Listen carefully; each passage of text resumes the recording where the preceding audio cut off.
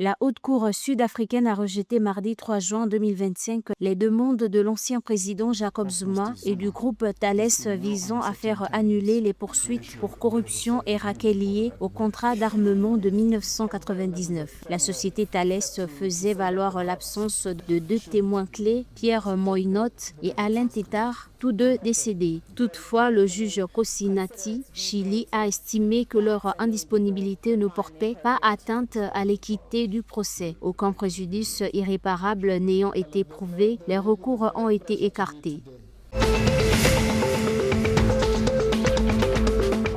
Le gouvernement mozambicain a approuvé mardi 3 juin 2025 la création d'un nouvel organisme public, l'Administration nationale des travaux publics, chargé de la gestion et de la supervision du secteur des travaux publics. La décision a été prise lors d'une réunion du Conseil des ministres qui a adopté un décret officialisant la création de l'organe en tant qu'entité chargée de mettre en œuvre les politiques publiques dans ce domaine. L'Institut aura pour mission de planifier, coordonner, exécuter et de surveiller les travaux de construction, de réhabilitation et d'entretien des infrastructures publiques. Cela inclut notamment les établissements scolaires, les structures de santé et d'autres bâtiments publics à l'échelle nationale.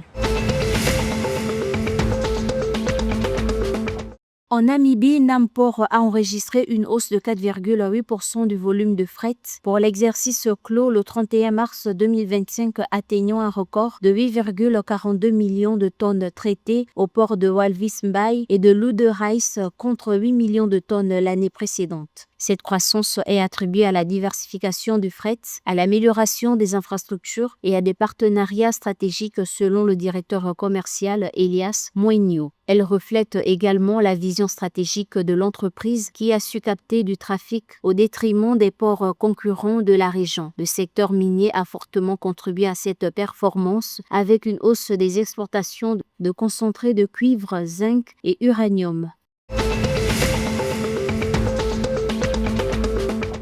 En Zambie, face à la frustration croissante du public concernant les projets bloqués et la mauvaise qualité des services, Charity Musamba, experte en développement, a appelé les Zambiens à s'impliquer activement dans le suivi et l'évaluation des promesses gouvernementales. Lors d'une intervention le 3 mai 2025 à la capitale Lusaka, elle a insisté sur l'importance de la vigilance citoyenne pour garantir des progrès réels. Charity Musamba a exhorté le gouvernement à effectuer des audits internes, à renforcer des institutions et à licencier des agents incompétents.